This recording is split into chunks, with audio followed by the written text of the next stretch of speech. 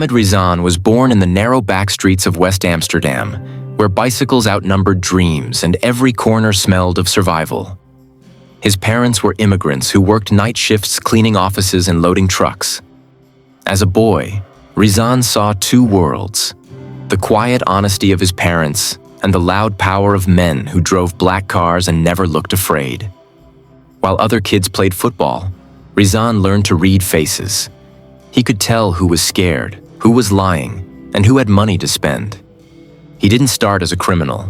He started as a helper, carrying boxes and running errands for older men who controlled the streets. By the time he turned 16, Rizan understood something dangerous. Hard work earned respect, but crime earned power. He saw the gold watches, the laughter, and the fear people had when certain men walked by. That fear looked like respect to him. His first illegal job was small, moving packages hidden in fruit crates. He didn't ask what was inside. All he knew was that the money he earned in one night was more than his father made in a week. He told himself it was only temporary. But easy money has a voice that never stops whispering. An older gangster named Karim noticed him. Karim was known as the teacher, not because he went to school, but because he trained young men to survive the underworld. He liked Rizan's calmness. "You don't talk too much," he said. "That will keep you alive." Karim introduced Rizan to his crew, a tight group that handled money laundering, drug transport, and street security. They didn't shout or show off. They moved quietly and efficiently, always dressed neat, always smiling politely. That calm made people fear them more. One night, police raided one of Karim's storage houses. Rizan barely escaped by jumping through a back window.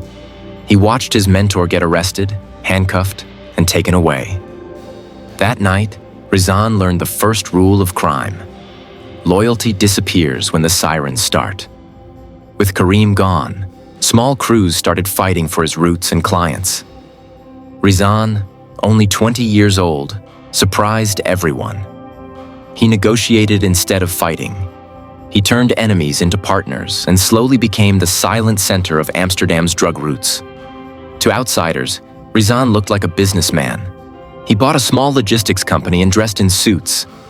He learned to talk to bankers, lawyers, and accountants. The same hands that once carried crates now signed contracts. Unlike other gangsters, Rizan didn't want fame. He wanted control. He never posted photos, never bragged, and never shouted. His power spread quietly, across ports, warehouses, and money transfers that no one could trace. Rizan built his empire on one rule: silence. No one talked about business on the phone. No one used names. If someone broke the rule, they disappeared, not killed in public, but quietly erased from every connection. At home, he was a devoted son. He sent money to his parents, helped the community, and donated to charities. But when the streets called, his eyes changed. People said he could smile like a friend and destroy you the same night. As his power grew, jealousy followed. Two of his closest men began working secretly with another gang from Rotterdam. When Rizan found out, he didn't shout. He invited them for dinner, listened to their excuses, and never saw them again. Rizan fell in love once, with a woman named Sarah, a university student who believed he was just a businessman. For the first time, he wanted to be clean. But every time he tried to leave the underworld, it pulled him back. One deal went wrong. A shipment was stolen, and 3 men were found dead in an abandoned warehouse. Rizan's name was whispered but never proven.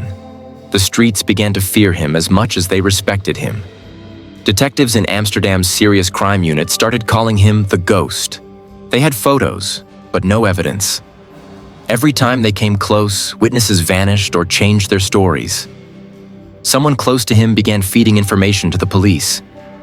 Rizan sensed it. The way the man's eyes flickered during meetings, the nervous tapping on the table. One night, that man didn't return home. Rizan's empire spread to Belgium, Germany, and Spain.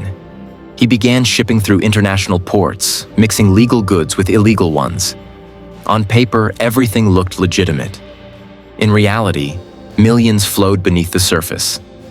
His younger brother accidentally discovered his secret life. Shocked, he confronted Rizan. "You're destroying everything Dad taught us," he said. Rizan replied quietly, "I'm building what he never could." Despite all his wealth, Rizan never slept peacefully. He changed houses every month.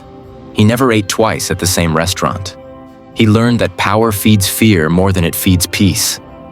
A younger gang tried to take over one of his main routes. Instead of open war, Rizan manipulated their leaders to fight each other. Within weeks, the rival group collapsed without a single bullet from his men. Rizan often met his partners at night by the harbor, where the sound of waves hid their words. Deals were made under the glow of ship lights, sealed with nods instead of signatures. As the money grew, so did the temptation. Some of his men became careless. Flashy cars, parties, loud talk. Rizan warned them, "The police don't need bullets. They only need your ego." Interpol began tracing financial trails connected to Rizan's businesses. His name started appearing in quiet meetings between European investigators. The ghost was becoming visible. Rizan moved into a secluded mansion outside Amsterdam. Only 5 people knew the location. Every window had alarms, and every door led to another locked door. He trusted no one completely anymore. Sarah, the only woman who softened him, disappeared one night after saying she couldn't live in his shadow. No one knew whether she left or was taken. Rizan never spoke her name again. As his paranoia grew, so did mistakes. One shipment went missing, another was intercepted. Rumors spread that Rizan was losing his touch. In the underworld, weakness invites wolves. To stay ahead, he formed alliances with smaller gangs, people he once despised. He promised them protection in exchange for silence and loyalty. It worked for a while. One of his oldest friends turned against him, leaking details of his network to the press. For the first time, Rizan's name appeared in headlines. The ghost was now a target. In a massive early morning operation, police raided warehouses, seized drugs, and arrested several of his men. But Rizan himself vanished hours before the raid. Someone had tipped him off. He fled to Spain, living quietly under a new name. He tried to build a legal life, running small import businesses. But the past has a way of finding you. A year later, small packages of Amsterdam-grade cocaine began appearing again under his signature code. The streets whispered, "Rizan is back." A partner in Spain betrayed him, stealing his money and reporting him to authorities. This time, there was no escape. Rizan was cornered in a seaside villa. When the police stormed in, he didn't resist. He looked calm, almost relieved. After years of running, perhaps he finally wanted rest. He wrote, "But I only gave you pain." Outside, his story became legend. Young boys in Amsterdam's corners still whispered his name, calling him the Ghost King.